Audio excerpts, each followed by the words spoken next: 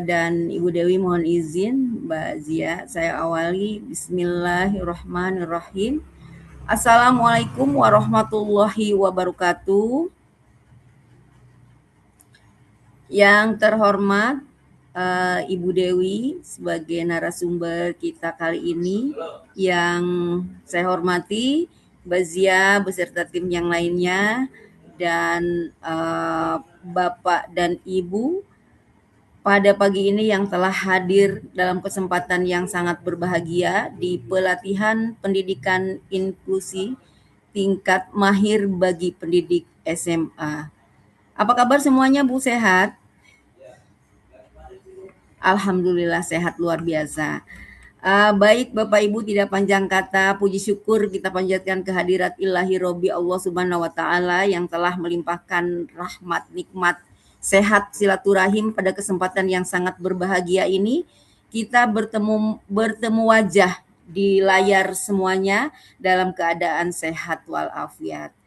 Bapak dan Ibu Dewi sebagai narasumber, mulai hari ini kita akan bersama-sama dalam rangka mengupas, mendalami pendidikan inklusi khususnya di SMA Jakarta Barat. Untuk itu, awal pada kegiatan ini, bagi kita yang beragama Islam, mari sama-sama berdoa sesuai dengan kebiasaannya, dan yang beragama non-muslim disilahkan berdoa sesuai dengan kebiasaannya masing-masing. Berdoa untuk awal pembelajaran kita dipersilahkan. Bismillah.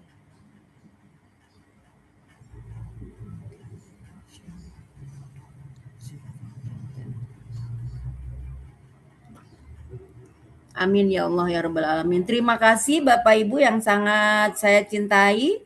Selanjutnya kita akan berkenalan dulu barangkali ya. Tak kenal maka tak sayang maka tak cinta maka tak apa, Bu? Kalau udah tak cinta maka tak apa, Bu Dewi? Tak kangen. Tak kangen. Pinter. Terus tak apa lagi? Baiklah, kita akan berkenalan dulu ini.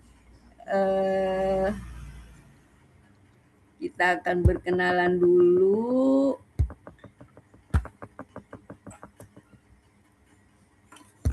Coba. Apakah sudah kelihatan? Apakah sudah kelihatan Bapak Ibu? Sedang di jalan, Ibu. Oh, iya. Sedang di jalan. Belum kelihatan ya foto yang cantik-cantiknya? Sedikit lagi jalan biasa. Oh, baiklah. Sudah belum, teman-teman? Sudah kelihatan? Sudah kelihatan. Ini ada yang Viga Srikandi yang cantik-cantik. Ngegulin diri sendiri, Bu Dewi. Baik, Bapak dan Ibu, ini Mbak Fauzia Fariska Pak sebagai administrator kita dilatih dan akan mendampingi Bapak Ibu sampai dengan nanti hari ke-5. Lalu sebagai narasumber yang utama adalah Ibu Dewi Indriani yang pada kesempatan hari ini juga sudah bersama-sama dengan kita sebagai fasilitator handal. Beliau nanti akan berkenalan dengan Bapak Ibu secara mendalam di sesi yang pertama, dan saya sendiri adalah Neneng Sudianingsih. Itu saja mungkin agar tidak memakan waktu banyak untuk kita pagi ini. Marilah kita sama-sama akan mendengar atau memulai kegiatan ini dengan dimulai oleh Ibu Dewi. Kepada yang terhormat Ibu Dewi sebagai narasumber yang utama, dipersilahkan Bu Dewi. Ya, ini masih slide-nya masih belum semua, Ibu. Ke bawah lagi ada. Oh, yang ini? Iya, peratur. Nah. Tak, udah kelihatan ya? Iya. Iya. Siap.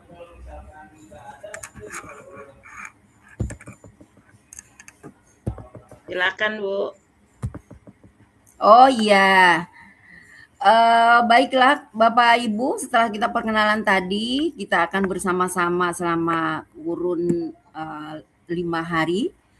Ini di pendidikan inklusif tingkat mahir di 2026 di guru SMA wilayah Jakarta Barat. Ada beberapa poin yang patut kita dimengerti sebelum kegiatan akan dilaksanakan. Yang pertama, Ibu kehadiran. dibesaran Bu, Ya. dibesarkan saja Bu, dibesarkan katanya. Ada Oh, minta dibesarkan. kurang terdengar ya, sebentar. Ya, bukan itunya. Oh, Layarnya diperbesar, close aja apa yang besar. oh Ya. di Zoom ya, sebentar. Iya. Iya, sebentar. Kenapa kurang besar ini? Kurang besar. Iya, ini. Terlalu kecil ya, Bu ya? Sebentar. Iya. Sekarang Udah full ini? Kurang besar juga Bu Dewi, punten. Di bagian bawah kanan ada gambar seperti corong. Ibu klik supaya ini jadi melebar.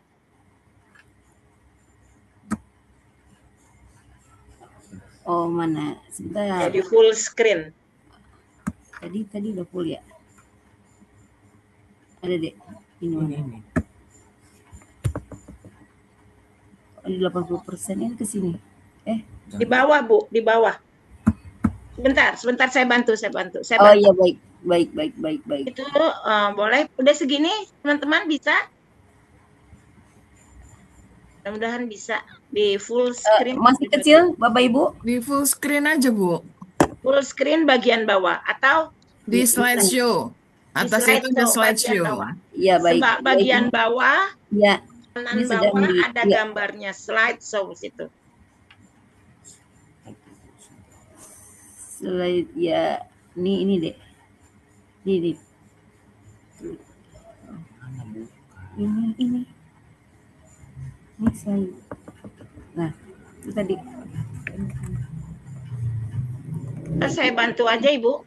Ini masih kecil ya, di saya sudah zoom, ini nge-zoom, Bu. Nanti Ibu stop share dulu. Biar saya yang share. Ya, silakan. Saya yang share. Bismillah, saya share, nanti Ibu yang jelaskan. Baik, siap. Kecil.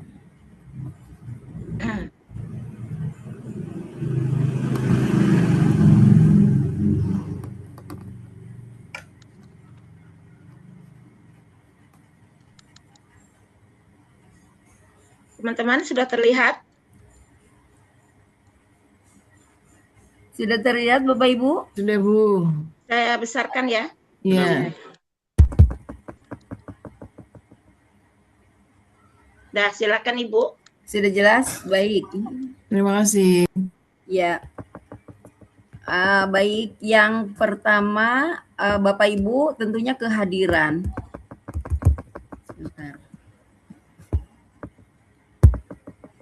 Ini masih di laptop saya masih nggak besar. Ibu langsung lihat aja di layar. Ya. Sudah tampak kelihatan. Ya. Ibu sudah tutup ya. Udah kelihatan Ibu? Ya, sudah. Ya, silakan. Baik, kehadiran ini wajib hadir tepat waktu sesuai dengan jadwal yang sudah kami share dari Lati itu, dan meninggalkan sesuai dengan waktu. Jadi sesuai masuk dan keluar sesuai dengan apa yang udah dikomitmenkan. Kedua, minimal kehadiran 90%. Minimal ya Bapak Ibu, minimal. Jadi maksimalnya harus 100%. Lalu isi daftar hadir setiap sesi, bukan setiap hari tapi setiap sesi. Lalu yang selanjutnya di etika daring, menggunakan yang pertama nama asli, nama dan instansi. Ibu Nina misalnya, SMA Negeri 33 Jakarta misalnya, seperti itu. Jadi yang lengkap SMA-nya SMA mana.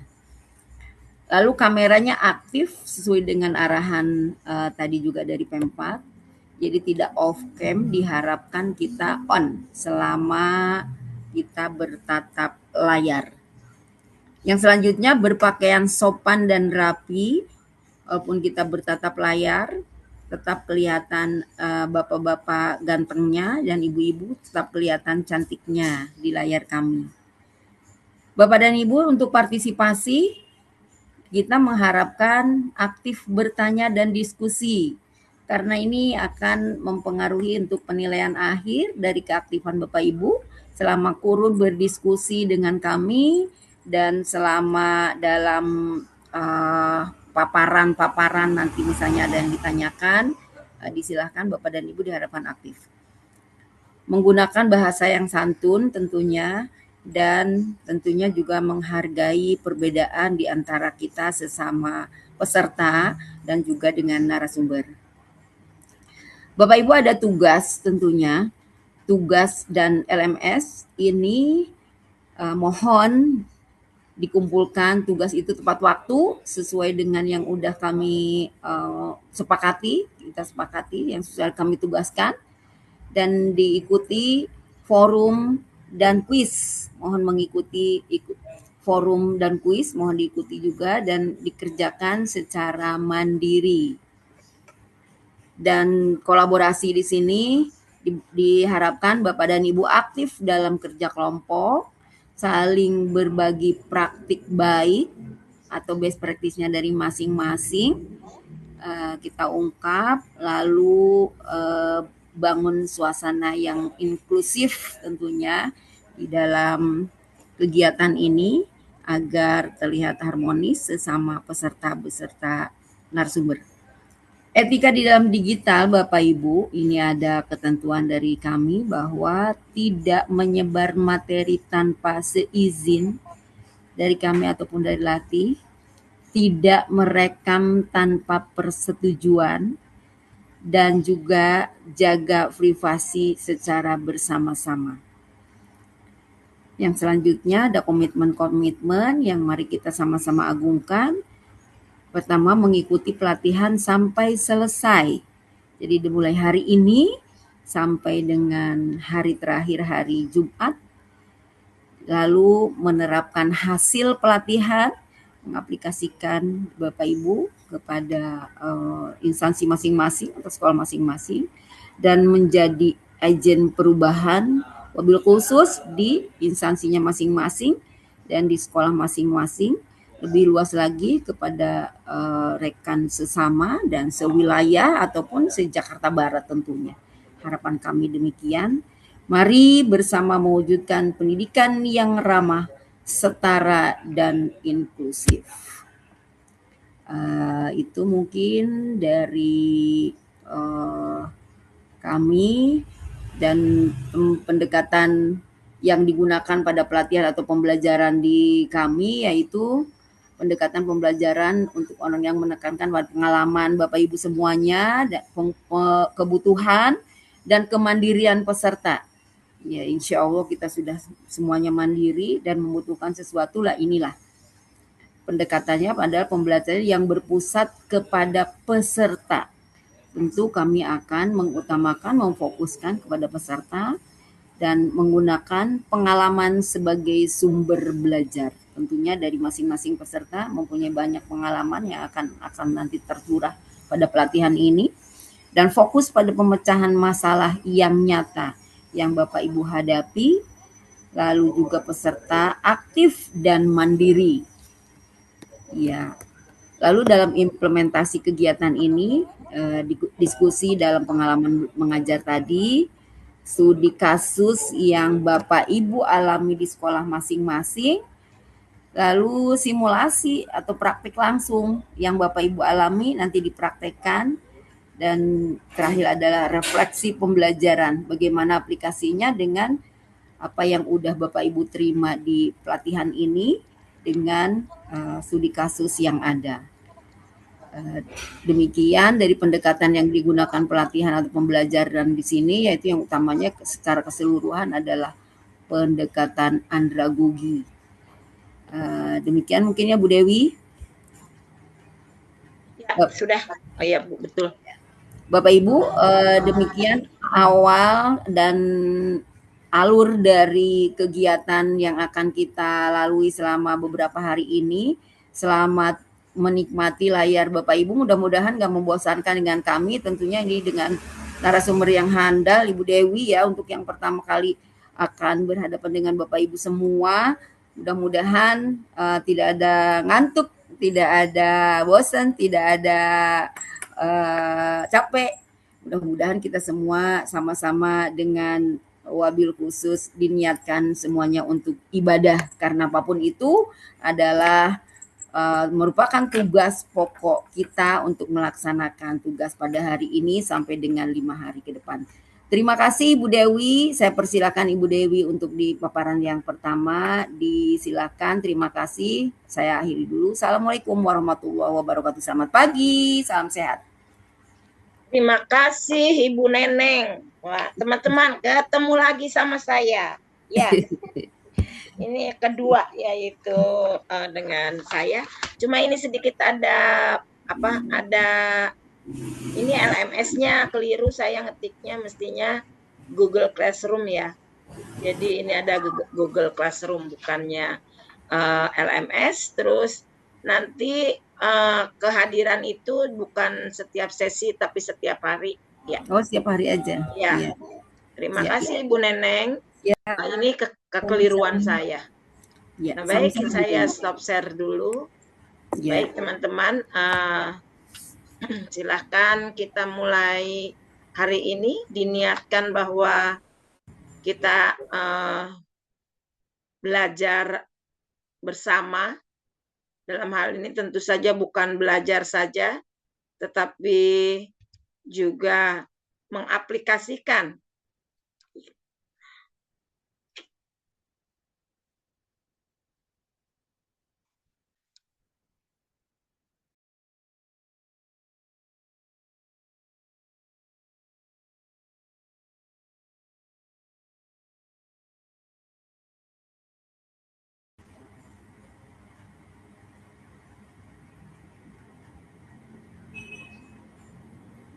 Bu Dewi terlempar ya. Iya, kayaknya ada gangguan sedikit ya Bu ya. Ada gangguan.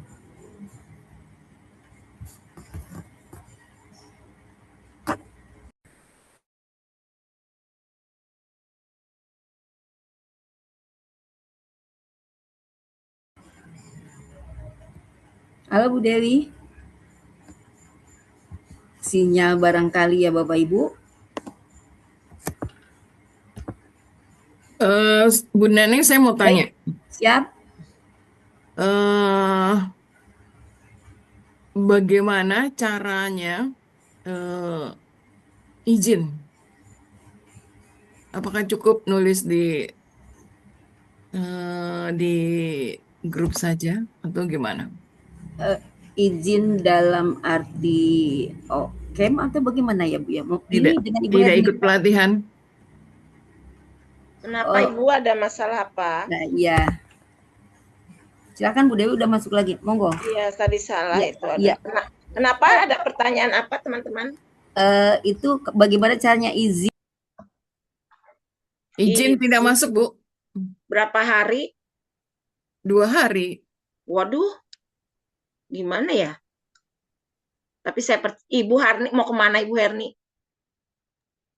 Besok itu MGMP. Besoknya lagi hari Kamis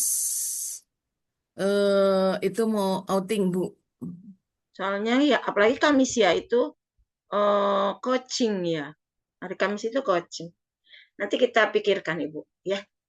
Bagaimana solusinya? Pasti ada solusinya. Oke, Sekarang kita terima kasih. fokus hari ini. Pasti ada solusi terbaiknya ya. Baik teman-teman, hari ini kita sudah akan memulai dengan materi pertama, yaitu topik 1, ya, memanfaatkan dukungan ISP, PPI, dan IBP, paket peralatan dukungan intensif. Materi di di tingkat mahir ini, teman-teman, memang sangat luar biasa. Ya, namanya semakin tinggi, katanya peribahasanya anginnya makin besar, kendalanya makin banyak. Karena itu, mari kita sama-sama berkomitmen bahwa akan kita selesaikan ini dengan baik. Ya, semuanya ada 9 materi. Nanti bahkan di akhir 2 materi di hari Kamis dan Jumat itu puncaknya coaching. Jadi nanti akhir dari keseluruhan ini Bapak Ibu bisa mengcoach yang guru-guru lain. Apa yang di coaching, yaitu apa materinya, yaitu apa yang telah Ibu dapatkan dari tahap dasar, lanjut sampai tingkat mahir. Dengan harapan pendidikan inklusif ini akan merata. Bukan hanya ibu bapak yang ikut pelatihan, tapi semuanya. Nah, hari ini kita awali dengan materi tentang topik 1, yaitu IFSP, PPI, dan IBP. Ini apa itu, Bu? Itu sesuatu yang baru buat teman-teman. Tapi saya percaya dengan dengan 2 tahap sebelumnya, teman-teman akan langsung klik. Dan saya mau tanya dulu, apakah videonya sudah dibuat? Yang sudah membuat video silakan beri tanda emotikon jempol. Kalau yang belum, yang emotikon nangis. Apakah sudah videonya?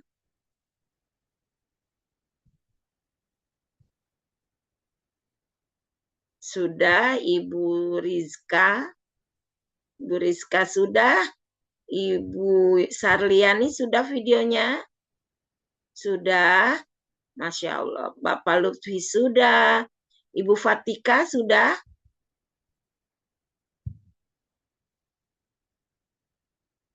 Oh iya, ada yang ingin saya tanyakan. Apakah ada di antara teman-teman ini yang belum mengikuti tahap sebelumnya? Karena saya melihat wajah baru. Silakan. Ini akan menjadi PR tersendiri. Siapa? SMA Damasafa. Saya masih baru, Bu. Jadi belum ikut tahap. Belum, Bu. Waduh. Saya baru join. Jadi belum pernah ikut tahap dasar dan tahap lanjut. Belum, Bu. Tadi saya join sama kepala sekolah saya untuk mengikuti pelatihan ini. Waduh. Bagaimana Pak Kunarto?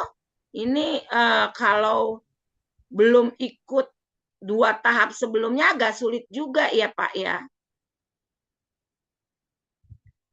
Ibu Gisela. Iya. Saya Gimana? juga baru. Waduh. 2 ya, Ibu saya catat ya. Ibu Gisela dan Ibu siapa tadi? Ibu Nining. Ibu sudah. Sofana. Dama Savana. Saya dari wilayah mana itu Pak, Mbak, Bu? Ibu dari wilayah mana? Di daerah mana? Kecamatan mana? Untuk SMA Dama Savana itu dari Tambora, Bu, Angke. Ya.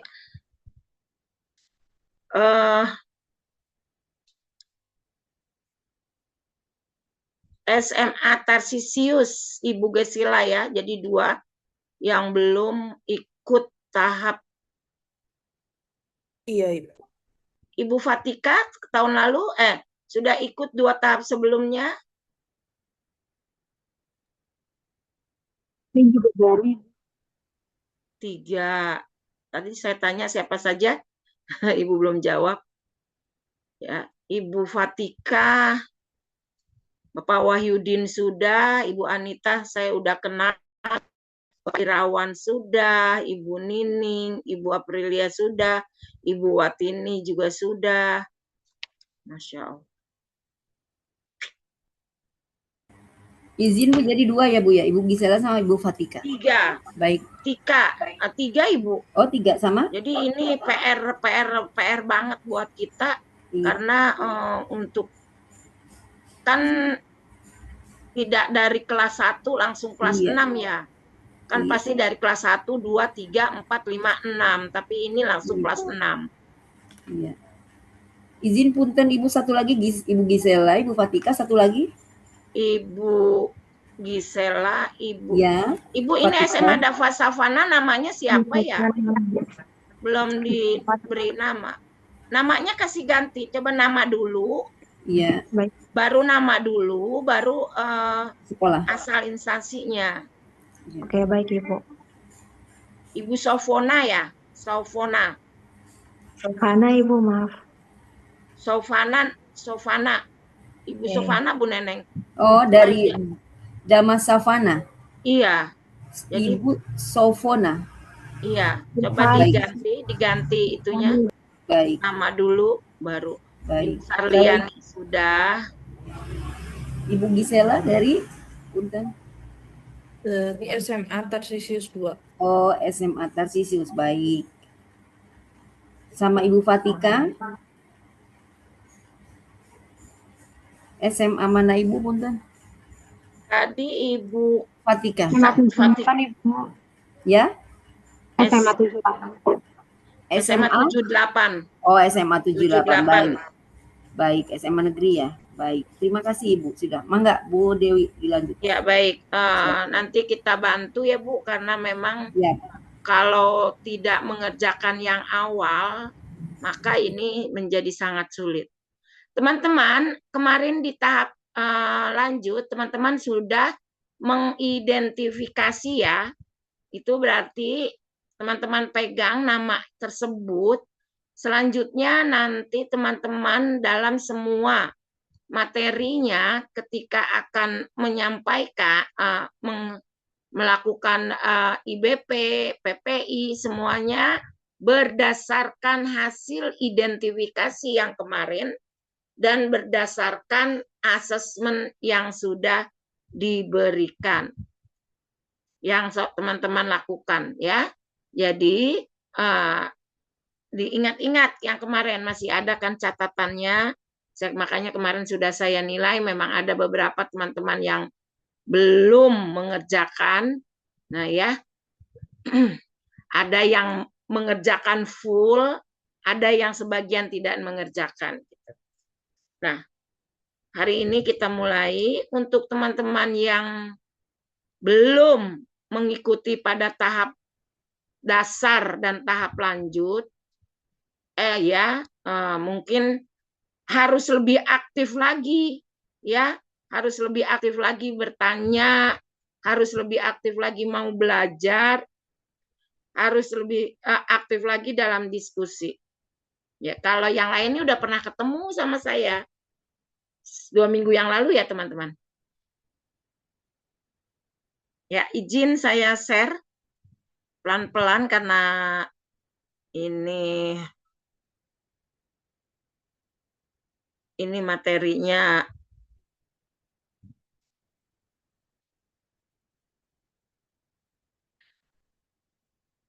sudah tampak?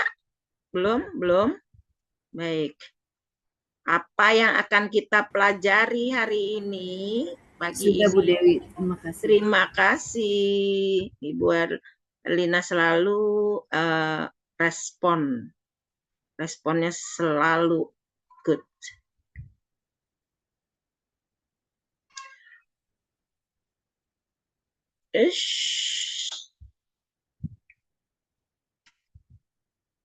Ini tujuan pembelajaran tentang paket peralatan dukungan intensif IFSP, PPI, dan IBP. Aduh Ibu Dewi, apa itu IFSP? Gitu kan. Barangkali ada yang tahu sesuatu yang baru?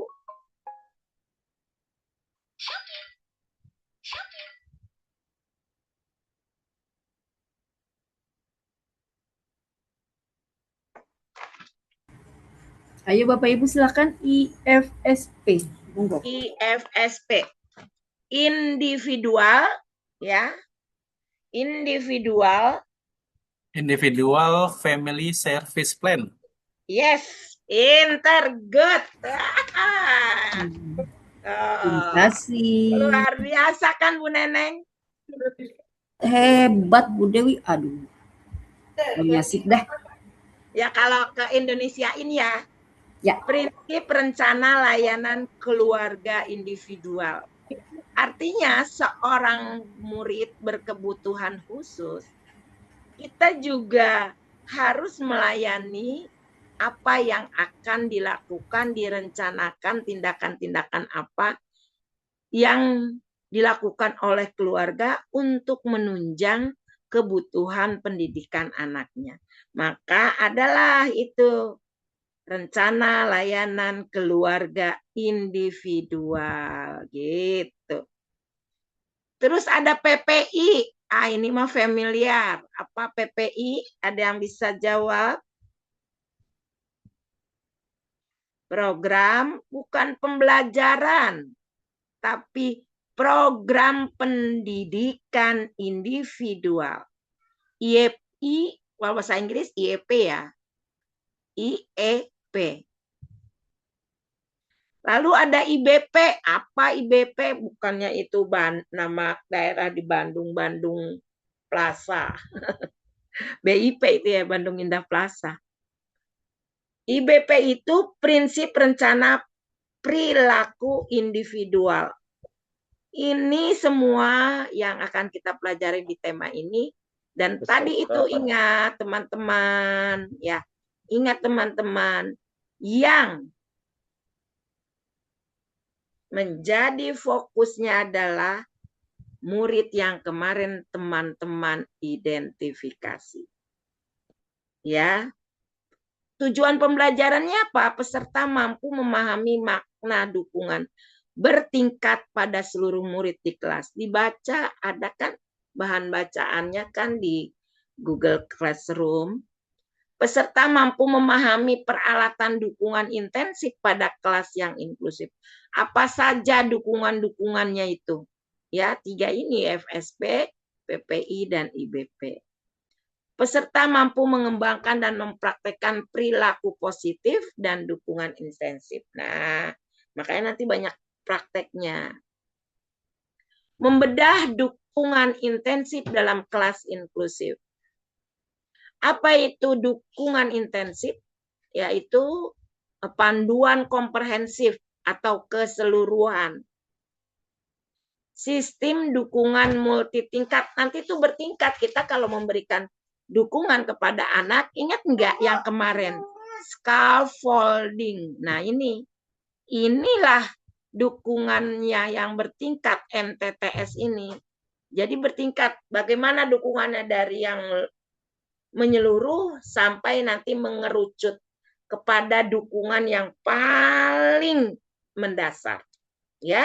Jadi panduan komprehensif sistem dukungan ya intensif dalam kelas inklusif. Apa aja yang harus kita dukung? Tentang akademisnya, sosial emosionalnya, dan perilaku murid. Nah, berdasarkan hasil asesmennya, apa kebutuhannya. Nanti, kemarin Bapak siapa ya? Yang anaknya autis, berarti kan tentang perilaku dan sosial emosionalnya. Akademisnya juga dilihat, ternyata akademisnya juga bermasalah. Maka bagaimana kita memberikan dukungan yang intensif untuk peserta didik kita atau murid kita pada 3 ranah perkembangan anak ini. Sebenarnya masih banyak paradigma yang keliru dalam memberikan dukungan kepada murid. Ingat tidak yang kemarin kita belajar universal design learning, ya. Lalu ada juga evidence informed, bagaimana memberikan dukungan pada peserta didik. Kalau dulu kita dipisahkan si anak karena berkebutuhan khusus, ya udah belajar sendiri di luar. Beda ya dengan strategi pull out. Kalau pull out dia tetap belajar di kelas, namun pada sesi program pendidikan individual dia boleh diambil dari ruang kelas. Itu namanya pull out. Tapi yang dimaknai ini adalah benar-benar dipisahkan dari ruang kelas. Dia hanya berdiri sendiri dan memiliki ruang sendiri. Ya, contohnya memisahkan murid itu ya dengan SLB, sekolah khusus ya. Nah, paradigma baru inklusi dan dukungan berlapis ya. Bagaimana dukungannya itu? Konsep utamanya adalah multi-tiered support system yang tadi MTSS. Dirancang berdasarkan satu premis dengan tingkat dukungan yang tepat. Semua murid mampu belajar dan dilibatkan dalam kelas inklusif.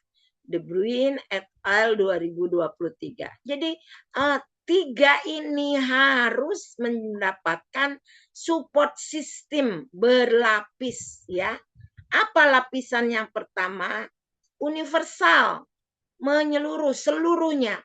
Semua yang di sekolah itu aspek-aspeknya itu adalah mendukung seluruhnya. Nah, yang kedua adalah dukungan terfokus ya. Fokus kepada satu anak. Fokus dengan apa? Dengan perbaikan-perbaikan yang perlu dilakukan. Dengan pemberian kebutuhan-kebutuhan yang diperlukan. Nah, selamat datang Bapak Muhammad Rajib. Sepertinya Bapak Muhammad Rajib juga baru ini, ya, karena saya baru melihat pada tahap dasar saya tidak punya teman di kelompok ini. Bapak Muhammad Rajib, ya Bapak Muhammad Rajib, Siap, Bapak Ibu. sudah ikut tingkat dasar dan tingkat lanjut? Waktu beberapa bulan kemarin pernah ikut Zoom untuk pelatihan ini juga, untuk inklusinya. Nah, sekarang nama saya muncul lagi. Tahap Makanya apa kemarin Bapak? pelatihan inklusi, Bu. Sama nge-Zoom juga. Iya, Zoom maksudnya yang dasar atau lanjut? Kalau nggak salah masih yang dasar ya, Bu. Oh, Bapak kemarin lanjut jadi tidak ikut ya? Karena nggak ketemu saya, iya. Betul. Karena tidak bertemu lanjut itu saya kebetulan yang menyampaikan materinya. Perlu dicatat Ibu Neneng satu lagi yang tidak ikut tahap dasar lanjut. Siap Ibu. Dengan Bapak siapa punten? Saya Muhammad Rajib dari SMA 1 Barunawati. SMA 1 Barunawati. Di Palmerah ya? Iya betul Ibu. Baik, terima kasih Bapak untuk sudah bergabung. Nanti pasti Bapak akan mengalami kendala karena materi yang sekarang adalah kelanjutan yang kemarin, tugas-tugasnya juga harus setoran yang kemarin gitu ya. Oke, baik Ibu. Ya, silakan Bapak mengikuti sampai hari Jumat. Iya, mohon izin ya Bu, nih sambil ada kegiatan ujian sekolah. Iya, TKA. Oke, SMA terima kasih. memang masih TK ujian. Ujian sekolah. Oh. Ya, lanjut intervensi intensif. Artinya ya, kalau tadi masih dukungan ya. Ini yang intensif. Artinya ini benar-benar sudah masuk ke dalam kebutuhan yang lebih prinsipil. Jadi ada 3 tuh dukungannya ya. 1, dukungan yang bersifat universal, menyeluruh. 2, dukungan terfokus. 3, yang intensif. Apa saja sih ketiganya? Yuk kita belajar. Nih, Kalau kita lihat, inilah apa kabar Ibu Sarliani yang selalu semangat, ini peserta pesemangat nih. Ini Sehat, Bu Bu. Neneng, Ibu Sarliani itu sama dengan Ibu tadi tuh. Semangatnya luar biasa Ibu Risa. Oh, luar biasa. Selamat datang Ibu Sarliani. Selamat bertemu dengan kami. Ya. Nah, ada tingkat 1 nih. Tingkat 1 sistem dukungan berlapis. Apa sih tingkat 1 itu? Nah, kita lihat ini dari tingkat 1, dukungan secara menyeluruh, yaitu praktek pengajaran evidence informat yang berkualitas dan bermanfaat diterapkan di lingkungan belajar inklusif bagi semua murid termasuk murid disabilitas. Masih ingat kan kemarin evidence informat bagaimana 8 strategi pembelajaran yang ada di pendekatan pengajaran evidence informat digunakan. Apa yang dilakukan oleh teman-teman memilih 2, 3, atau 1 dari strategi itu pasti akan juga bisa dipergunakan bagi anak tipikal atau anak reguler. Ingat Bapak guru olahraga ya, menggunakan pendekatan lingkungan ya, adaptasikan lingkungan, bagaimana lingkungan belajarnya olahraga dibuat sedemikian rupa sehingga bisa nyaman buat anak berkebutuhan khusus, nyaman juga buat anak-anak tipikal atau anak-anak reguler. Ingat itu ya, diingat-ingat, kan udah belajar ya. Dan itu diberikan kepada semua murid, bisa. Tutor sebaya diberikan bisa kepada semua murid. Apalagi pembelajaran dengan prompt bisa dipakai untuk semua murid ya, perintah langsung ya, itu bisa dipergunakan. Jadi itu adalah dukungan secara menyeluruh, dukungan awal.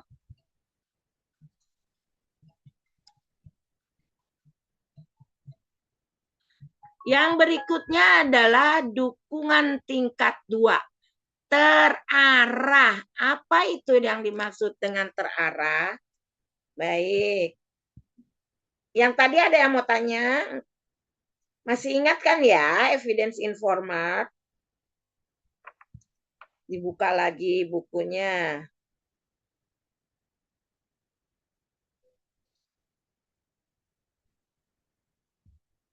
Dibuka lagi ingatannya.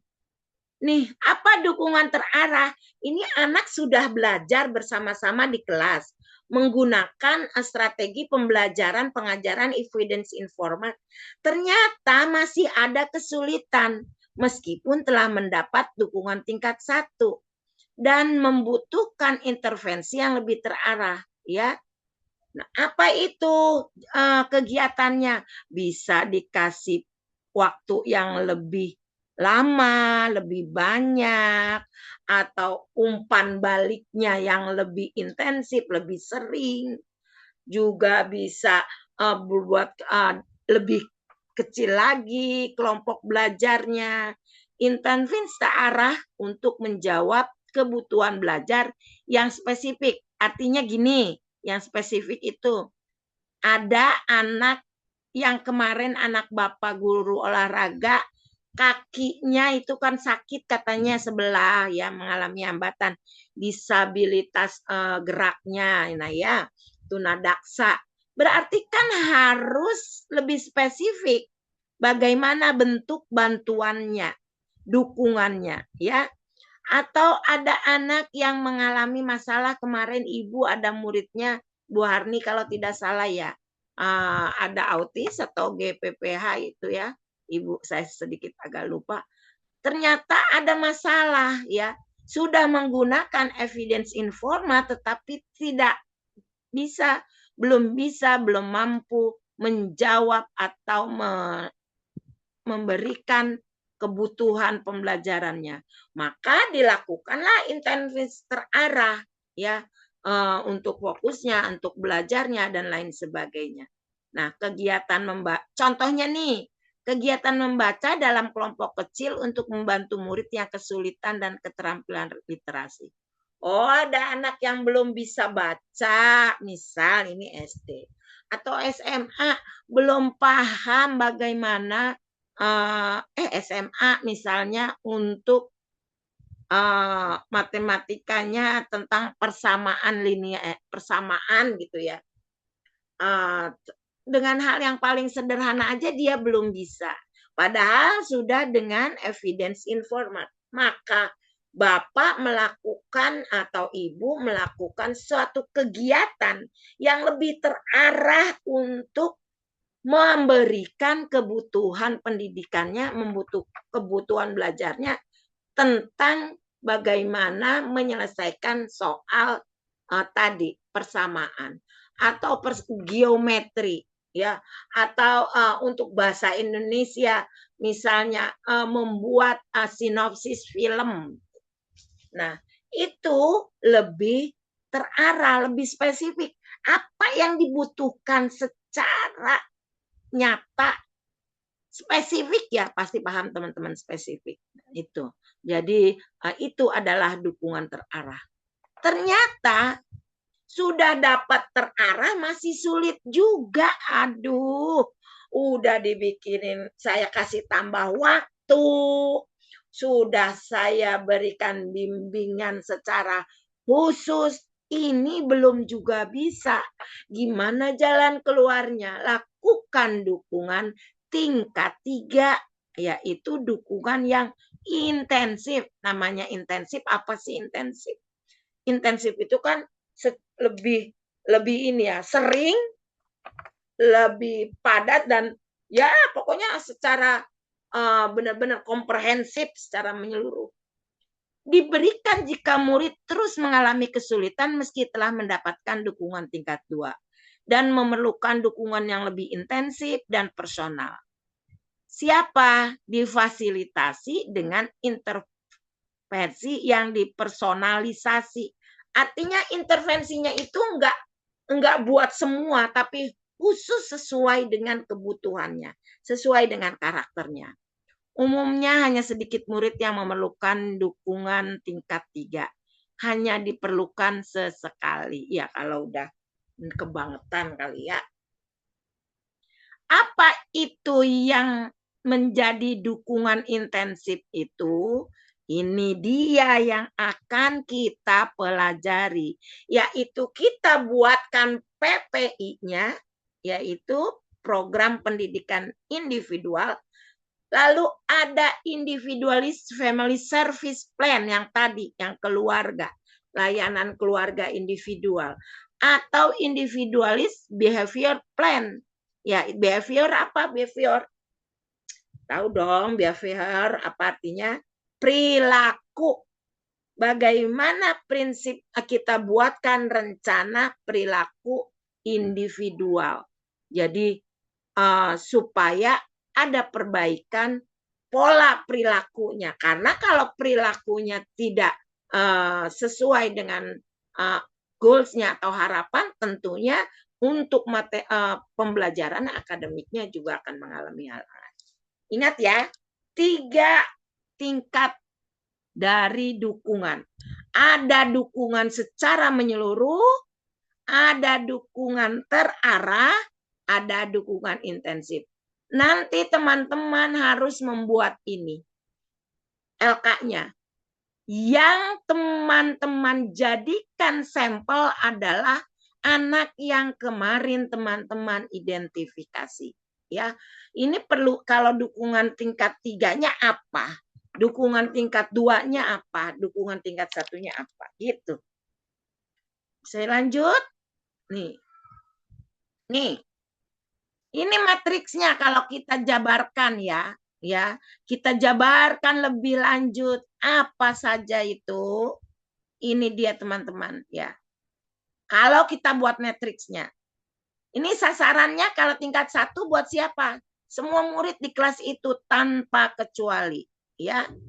Kalau tingkat 2, sasaran adalah murid yang mengalami kesulitan meski telah mendapat tingkat 1. Nih, tadi saya udah cerita.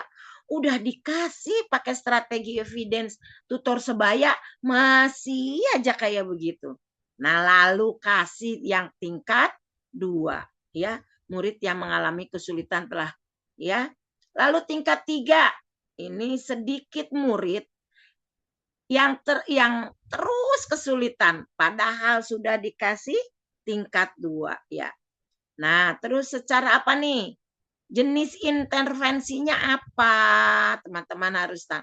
Kalau yang tingkat 1 ya itu tadi IDL, ya.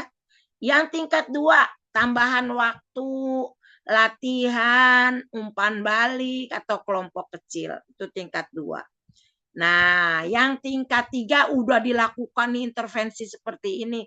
Masih aja intervensi yang sangat dipersonalisasi dan individual. Jadi dibuatlah itu ya.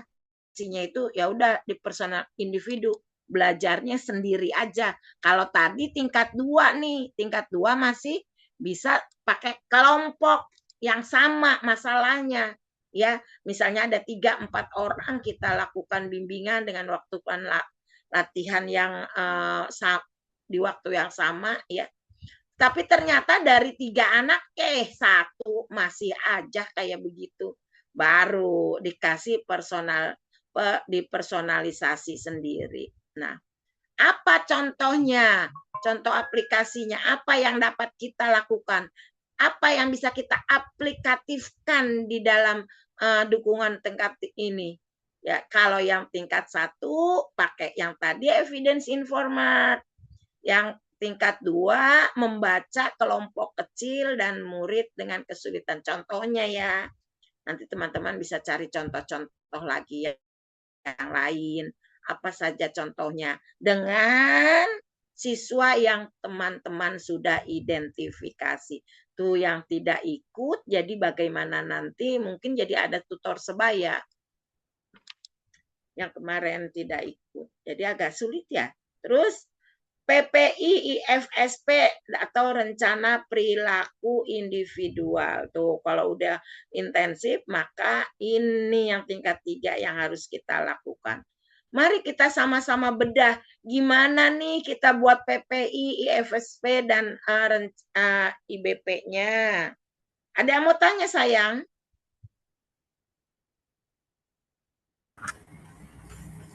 Ayo silakan Bapak Ibu. Kalau ada yang masih belum paham banget sebelum berlanjut. Bu, mau tanya, Bu. Iya sayang. Silahkan. Mau nanya, itu kan dari UDL tingkat 1, misalnya gitu kan. Guru-guru mata pelajaran bikin misalnya kan. Terus ada checklist kayak identifikasi nggak, Bu? Wah, ini sudah cukup parah nih.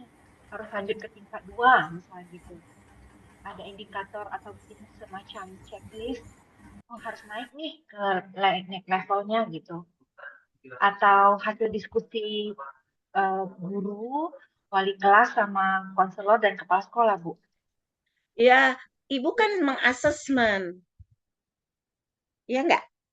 Ya, betul. Ya, ketika tingkat 1 hasilnya belum, berarti kan Ibu mengasesmen lagi. Misalnya, Asesmen Bu, itu.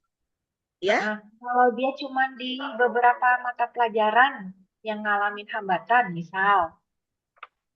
Kalau di Sekani, saya ada yang anak yang di kasus saya itu, di beberapa mata pelajaran ya terhambatnya cukup krusialnya, tapi di yang lain enggak, bisa masih aman lah. Berarti naik tingkat level arahnya sesuai dengan area yang dia lemah aja ya Bu, yang saya di pelajaran Iya, betul. Kalau yang diperkuat tidak, yang sudah itu tidak, paling penguatan. Kalau penguatan dan pengayaan itu kan bisa di waktu kita sedang memang dalam programnya, dan itu merupakan keseluruhan, menyeluruh. Berarti kan kalau umpamanya dia ada matematika, ada bahasa yang kurang misalnya, siapa yang memberikan? Ya gurunya masing-masing. Gitu. Dan mereka indikatornya sesuai dengan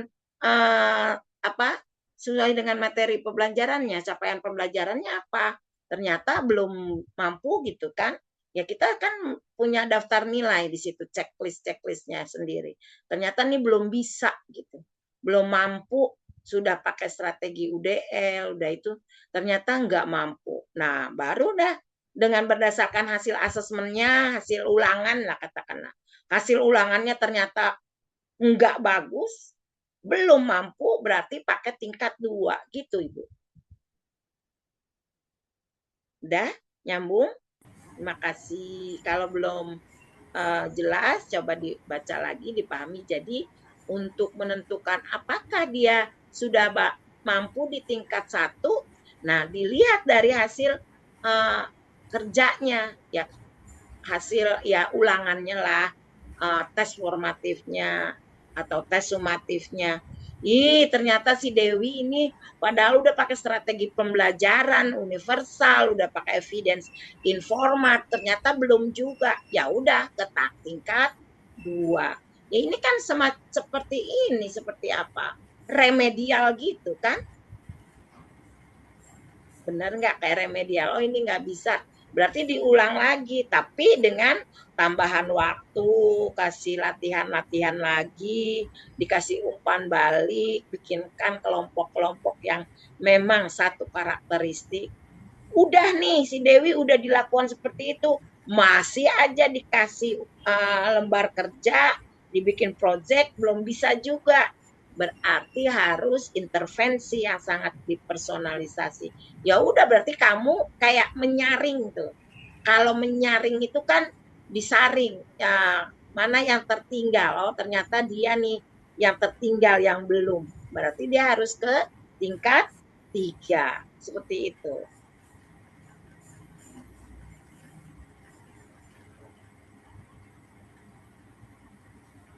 Teman-teman, dukungan yang tadi yang ketiga itu pada prinsipnya tidak menggantikan fondasi universal yang ini. Karena dia lebih individual dan intensif, namun tetap diterapkan bersama dengan strategi pembelajaran universal dalam lingkungan pembelajaran inklusif. Maksudnya gini, kan dia mendapatkan intensif nih, dia belajarnya udah maksudnya pemberian materinya khusus. Bukan berarti dia itu suruh mengerjakannya tidak bersama-sama di dalam ruang kelas itu, tetapi harus di lingkungan pembelajaran universal. Tetap dilakukan bersama.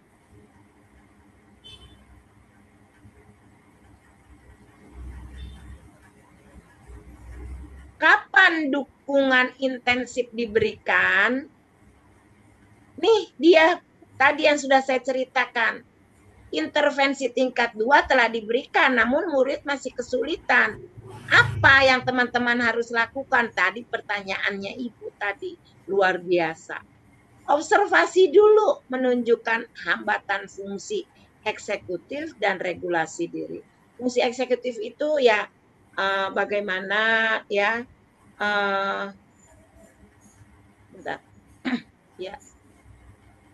bagaimana ia secara keseluruhan bisa memahami pembelajaran yang diberikan. Dan dia sudah paham regulasi diri itu, dia sudah paham bahwa saya mengerjakan ini. Ya, lalu kembangkan intervensi perilaku yang terfokus. Tadi sudah saya sampaikan. Apa yang fokusnya tentang apa, perilaku apa? Data menunjukkan apabila data menunjukkan kesulitan memahami bacaan secara berkelanjutan, misalnya nih, ya ternyata hasil observasinya data menunjukkan sulit memahami bacaan secara berkelanjutan, dia belum lancar membacanya, maka disesuaikan dengan sesi intervensi yang lebih panjang dan intensif. Artinya gini, ini kan observasi nih, hambatan fungsinya. Ceritanya nih, kasusnya adalah ada anak yang setelah dianalisis datanya menunjukkan bahwa ia kesulitan memahami bacaan secara berkelanjutan. Maka tindakannya untuk yang dukungan tingkat 3 itu adalah sesuaikan dengan sesi intervensi yang lebih panjang. Ya, tadi udah dukungan 2 kan intervensi udah diberikan waktu yang lebih panjang dan lain sebagainya tadi nih yang ini. Nih, tambahan waktu latihan dan umpan balik atau kelompok kecil, ternyata ini sudah diberikan menunjukkan sulitan memahami bacaan masih. Nah, harus disesuaikan dengan sesi intervensi yang lebih panjang. Apa yang dilakukan di sini, di sini itu bisa ditambah siklus jadi seperti siklus. Yang ini sudah dilakukan masih sulit. Kalau pada rencananya hanya 2-3 kali pertemuan, ya berarti harus ditambah sesuaikan dengan sisi intervensi yang lebih panjang dan intensif. Atau mungkin materinya dikurangi bobotnya. Ingat ya, kalau untuk ke tingkat 3 itu tidak sembarangan. Harus keputusan selalu dipandu oleh data asesmen, observasi, dan umpan balik keluarga. Artinya gini, kalau mau sampai ke tingkat 3, ini kan tingkat 2 nih awalnya. Kalau mau prosesnya sampai tingkat 3, nggak boleh sembarangan. Harus ada data asesmennya. Ya, harus ada data asesmen itu hasil dari pembelajarannya itu. Harus ada data bisa atau tidak, sampai mana capaiannya, tujuan pembelajarannya tercapai tidak, indikatornya tercapai atau tidak, ya. Dan berdasarkan observasi, bukan hanya sekilas info. Diobservasi benar enggak, sesuai tidak, ya, benar tidak tercapai, ketidak tercapainya kenapa. Lalu tanya umpan balik keluarga, tanyain juga sama keluarga. Ini gimana nih umpan balik, namanya memberikan umpan A. Bagaimana anak ibu? Sudah kita lakukan di intervensi tingkat 2, dukungan tingkat 2, tapi belum mengalami gitu. Belum sesuai yang diharapkan. Ini harus sampai ke tingkat 3 nih gitu. Ya. Nah, bagaimana umpan baliknya dari keluarga? Menyetujui atau tidak menyetujui atau nah itu pandai-pandainya lah kita sebagai guru bagaimana mengkomunikasikannya. Ya. Tadi ini Bu Aliani ya, yang pertanyaannya apa sih checklistnya untuk menentukannya seperti apa? Ya ini dia jawabannya. Nah, teman-teman,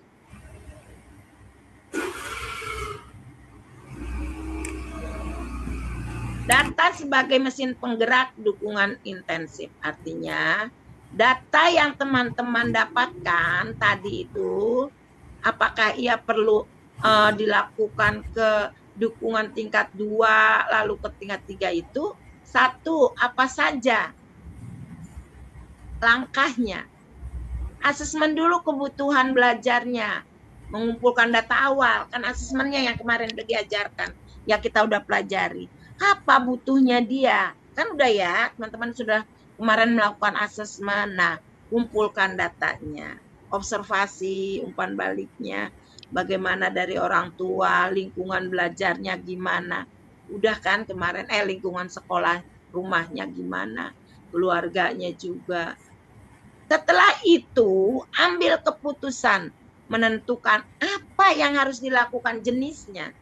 Ya, durasinya berapa lama, berapa kali pertemuannya, dan bagai intensitas dukungannya seperti apa. Jadi harus dirancang seperti itu. Enggak sekedar membuat PPI tapi tidak ditentukan durasinya berapa lama ya, durasi itu. Apakah berapa kali pertemuannya, seberapa dalam materinya, atau seberapa dikuranginya, dimodifikasinya seperti apa gitu kan. Nah, itu ambil keputusannya menjadi baru di situ kita lakukan implementasi strateginya. Sudah diambil keputusan jenisnya apa yang harus dilakukan dan lain sebagainya, kita buat strateginya, yaitu buat menyusun PPI, IFSP, dan IBP. Jadi untuk sampai ke tahap menyusun PPI itu tidak sembarangan. Harus dari ini, terus ke sini, baru ke sini. Ya. Setelah kita lakukan ini strateginya, sudah kita kerjakan, sudah kita intervensi anaknya, maka kita harus masih enggak efektif enggak PPI-nya. Untuk mengetahui efektif atau enggak, balik lagi ke asesmen yang kemarin Ibu buat. Begitu seterusnya. Tentu nanti hasil asesmennya dilihat, proses saat asesmennya dilihat berdasarkan ini. Ya, berdasarkan ini. Ini sudah bagaimana perkembangannya setelah dapat implementasi ini. Bagaimana perkembangannya ini setelah dibuatkan PPI. Nih, oh ternyata sudah bagus sekarang, berarti efektif. Berarti ada perubahan, stop. Tidak lagi kita buatkan PPI. Artinya anak itu sudah mencapai tujuan dari sudah terpenuhi kebutuhan pendidikannya. Ya, ingat ya, di akses untuk bikin ini untuk bikin PPI, IFCP dan IBP ini dulu kemarin sudah. Ingat yang asesmennya itu dijadikan dasar dari ini. Tapi sebelumnya tentukan durasinya. Nanti ada ininya, formatnya. Lanjut ya, teman.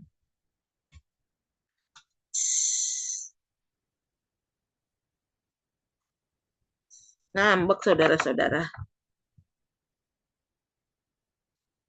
Nih. Sedikit lagi langsung nanti kerjakan tugasnya. Ya. Perbedaan utama dari guru individu ke tim manajemen kasus. Gini, untuk melaksanakan ini nggak bisa sendiri, Bu. Mau guru SD, mau guru SMA, apalagi guru SMA. Nggak bisa sendiri. Ya, itu merupakan sebuah satu kesatuan. Insight-nya, perbedaannya ada dukungan intensif tingkat 3 terlihat dari proses yang terstruktur. Nih, guru tahu ada teacher, ada studentnya yang seperti itu. Ya, nah ini lakukannya. Semua berpusat kepada anak. Orang tua dilibatkan, kepala sekolah dilibatkan. Nah, untuk gurunya ini, ya kalau di SMA guru bidang studi, kalau ada guru pembimbing khusus bersama guru pembimbing khusus dan orang tua. Jadi PPI itu harus melibatkan orang tua karena ada bagian di mana itu dikerjakan di rumah. Seperti ini ya. Kepala sekolah juga harus terlibat nih. Ibu-ibu di sini yang jadi kepala sekolah ada kan? Harus terlibat. Tidak hanya dari SMA Pelita ya kemarin ya. Yang dari ternyata ibu kepala sekolah. Tadi siapa lagi? Ibu wakil kurikulum. Nah, seperti ini. Jadi untuk ada kasus harus melibatkan ini. Pertemuan terkait manajemen kasus diadakan secara berkala bersama murid, keluarga, guru, serta pimpinan sekolah. Jadi harus kepala sekolah, gurunya, keluarga semua dinilai, dipantau untuk menyesuaikan intervensi secara berkelanjutan. Jadi jangan lepas tangan. Jangan hanya gurunya saja, guru bimbingan konselingnya saja. Mbak Rizka guru bahasa Jepang, maka juga bisa bekerja sama dengan guru lain, guru bahasa Indonesia misalnya. Untuk tahu bagaimana perkembangan setelah PPI IBF itu dilaksanakan. Lanjut.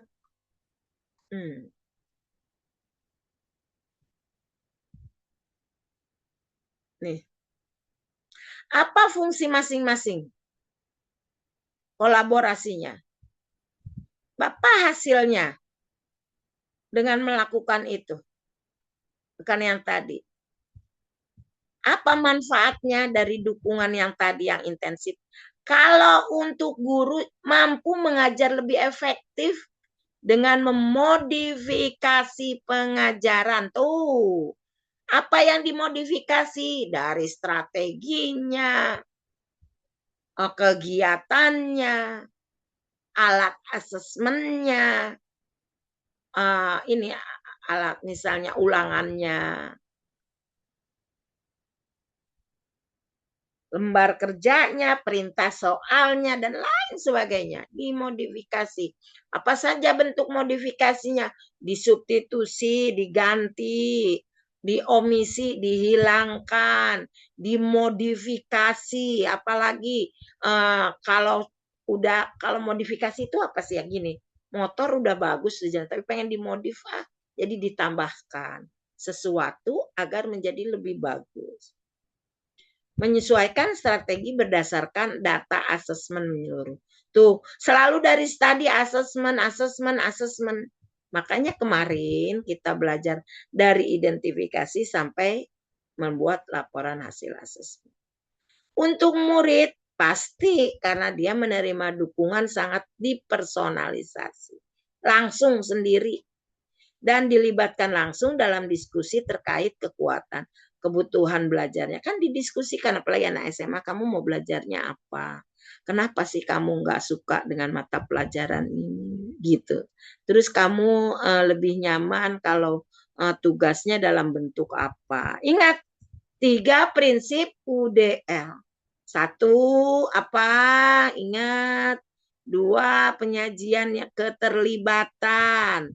Penyajian yang beragam. Apalagi 3 prinsip UDL harus digunakan di dalam kita menentukan apakah si anak ini sampai harus ke dukungan tingkat 3. Orang tua itu harus terlibat secara maksimal dalam membuat rencana individual melalui komunikasi rutin tentang kemajuan anak. Gimana anaknya, Bu? Di rumah sudah ada perkembangan? Bu, ini loh di sekolah masih seperti ini. Ibu katakan ini PPI-nya nih, programnya. Tolong dikerjakan, dilakukan di rumah juga. Gitu. Nih. Lanjut sedikit lagi nih. Membangun inklusivitas melalui eskalasi dukungan. Fondasi pertama, selalu maksimalkan dukungan tingkat 1 dan 2 sebelum mengeksalasi. Jadi sebelum sampai ke tingkat 3, tadi datanya gunakan asesmen, harus kolaborasi, tadi sudah dijelaskan ya. Jika tingkat 1 dan 2 sudah diterapkan, hanya sedikit murid yang memerlukan tingkat 3. Dan mungkin hanya membutuhkannya sesekali. Ini adalah langkah eskalasi terakhir yang dipandu oleh data untuk mempertahankan inklusivitas. Tuh, ingat, biasanya cuma sekali. Ini langkah eskalasi, ya.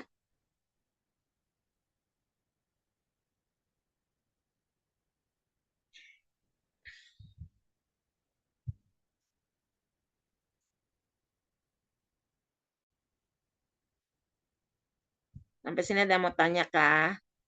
Diagnosis paradigma kesetaraan, equality versus equity, keadilan. Kesetaraan dan keadilan harus dibedakan. Kalau kesetaraan, semua orang dilahirkan bebas dan tidak boleh didiskriminasi, diperlakukan sama persis, itu setara. Misalnya, saya perempuan, kamu laki-laki. Ya, gitu. Itu kan nggak boleh mentang-mentang perempuan nggak boleh jadi pilot misalnya. Itu saya mau jadi pilot karena ada kesetaraan gender. Kalau keadilan menghilangkan hambatan dengan memberikan kesempatan yang sama untuk berpartisipasi. Misal ada anak yang kemarin itu kakinya disabilitas kakinya tunadaksa, menghilangkan hambatannya tapi masalahnya tetap permanen, tapi caranya dia belajar dengan memberikan kesempatan yang sama untuk berpartisipasi.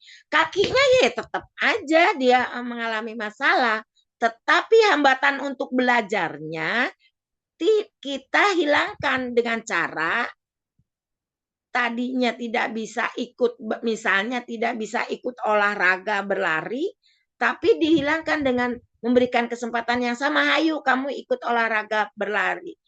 Tapi kaki saya enggak ini. Ya boleh. Yang penting kamu ikut saja. Waktunya kamu tidak dibatasi. Berarti dimodifikasi. Waktunya tidak dibatasi. Berarti dimodifikasi. Supaya dia tetap berpartisipasi.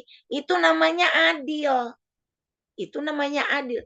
Ada anak yang kemarin saya ceritakan low vision. Dia harus pakai kacamata, ya. Dia mau ikut main volley. Supaya adil, boleh kamu main volley, yang lain tidak pakai kacamata hitam, dia boleh pakai kacamata hitam. Itu namanya adil. Kesetaraannya apa? Setara, sama, diperlakukan sama. Diperlakukan boleh ikut ikut olahraga volley, setara dengan yang lain. Adilnya, yang lain tidak pakai kacamata hitam karena enggak bermasalah, dia pakai kacamata hitam supaya bisa ikut berpartisipasi. Itu namanya adil. Fokus utama berfokus pada kesetaraan, input setara apa yang diberikan guru, ya. Berfokus pada kesetaraan hasil dampak. Jadi gini, supaya dia hasilnya bisa belajar main volley gitu. Jadi yaitu hasil dari apa yang kita lakukan itu berdampak, yaitu anak bisa ikut main volley. Prinsip tindakannya menghindari perlakuan berbeda bagaimanapun kondisinya. Ya, memerlukan perlakuan kelompok secara berbeda melalui penyesuaian wajar. Nih, keadilan bukanlah tentang memberikan hal yang sama, melainkan memberikan apa yang dibutuhkan agar setiap anak memiliki pijakan yang setara. Jadi adil itu bukan sama. Kemarin kita sudah analogikan, saya punya anak 3, SD, SMP, SMA. Uang jajannya supaya adil gimana? Bukan sama-sama dikasih uang 50.000, itu enggak adil. Itu tidak adil. Yang adil yaitu yang karena yang SMA uang kebutuhannya makin banyak, adil tuh. Kebutuhannya makin banyak, maka dia uangnya lebih banyak. Mungkin dia 20.000. Terus yang satu si Ade 5, yang satu 2 dibagi 3 berarti ya 10. Mungkin yang satu 15. Nah, yang satu 25. Jadi itu yang namanya adil. Setara. Setaranya apa? Enggak ada yang enggak dikasih uang jajan. Itu namanya setara. Ya. Lanjut.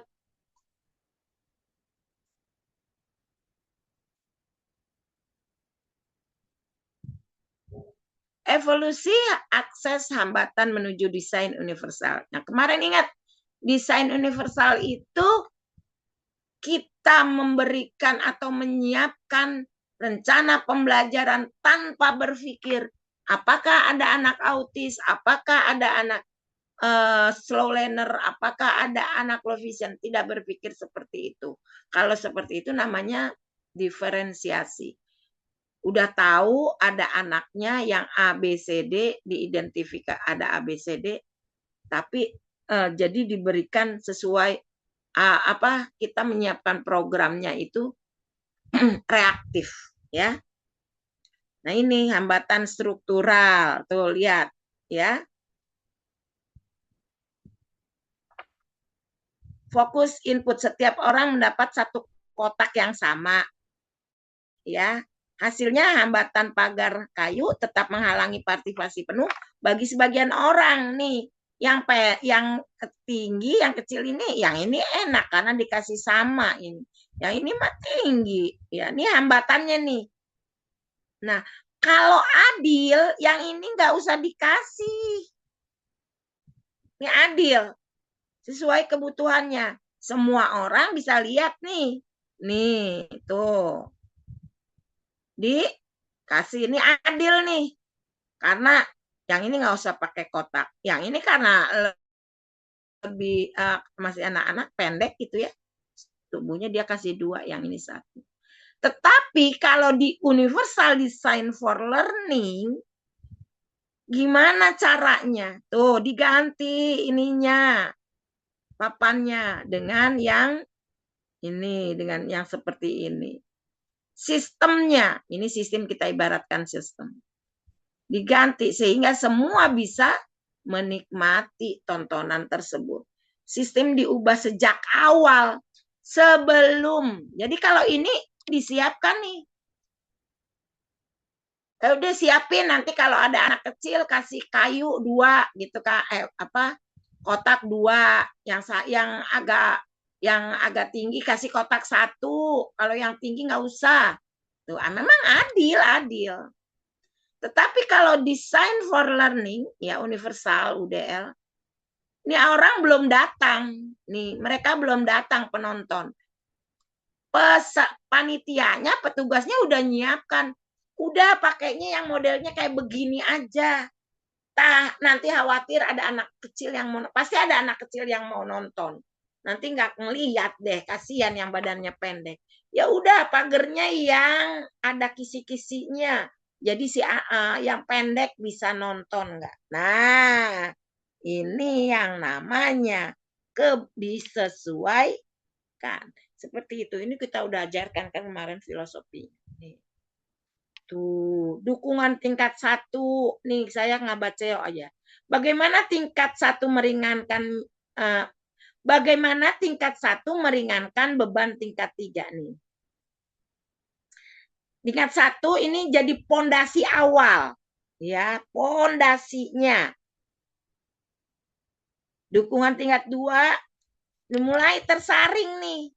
Ketika tingkat dipakai strategi UDL tersaring nih, ada anak-anak yang masih mengalami hambatan belajar, ya, disaring. Tinggal beberapa murid lagi. Nah, dari murid-murid ini dukungan tingkat 3 intensif, karena tingkat 1 sudah efektif, dukungan tingkat 3 menjadi sangat spesifik. Karena tadi sudah diberikan semua, ternyata masih tersaring, masih ada yang belum mampu, sehingga inilah kebutuhan paling kompleks ini.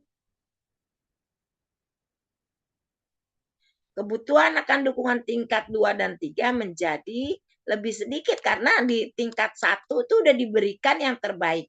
Ada yang terkoreksi, misalnya yang tadi anak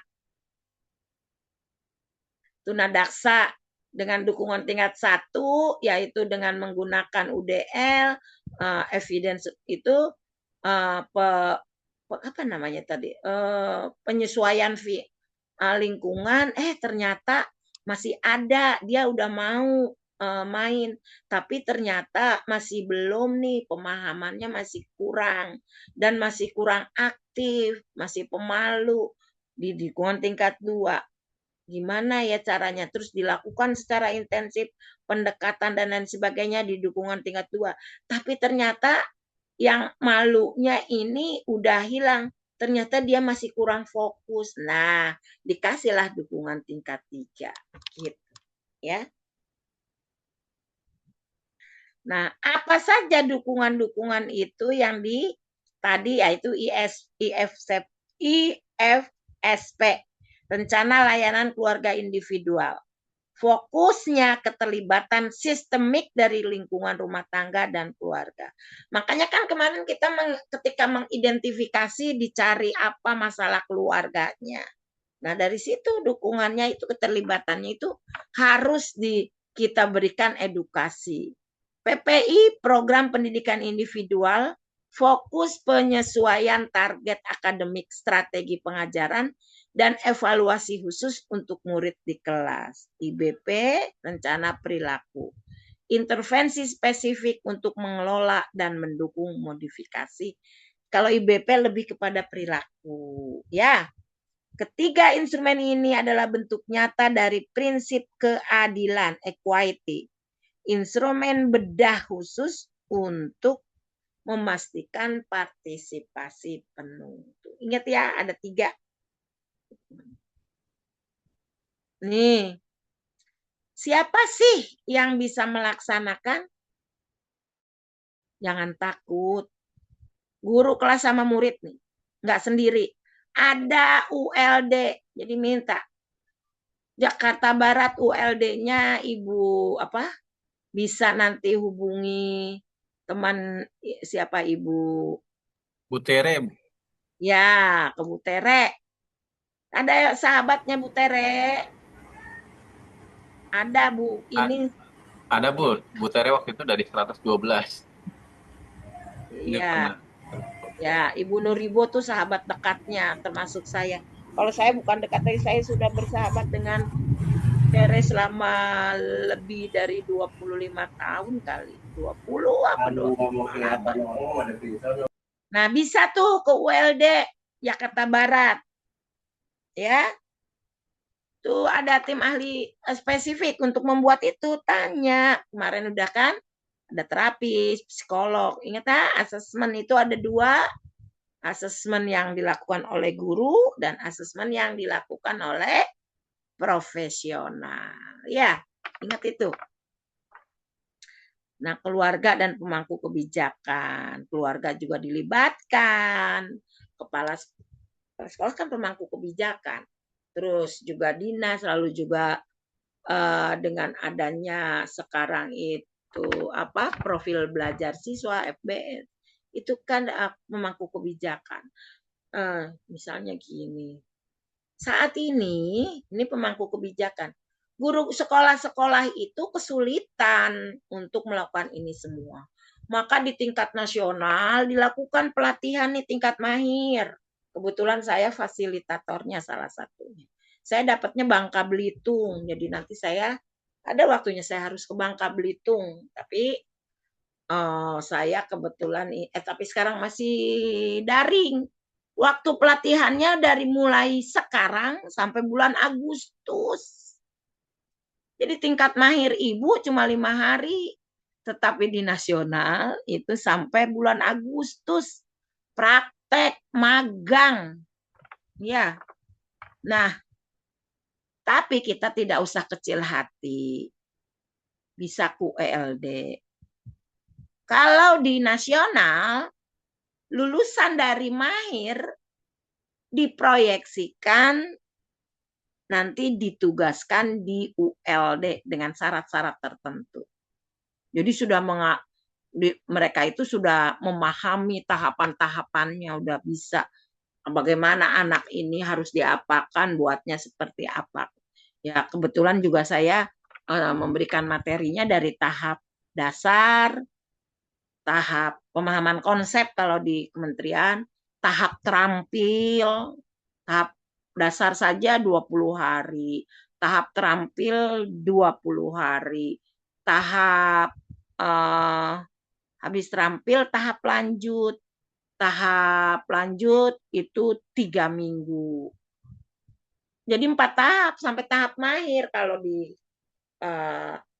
tempat di kota Jakarta itu cuma sampai 3, yaitu tahap dasar, tahap lanjut, dan tahap mahir. Kalau di kementerian tahap dasar, tahap terampil, tahap lanjut, tahap mahir. Nggak apa-apa, sama aja. Nih. Ini masih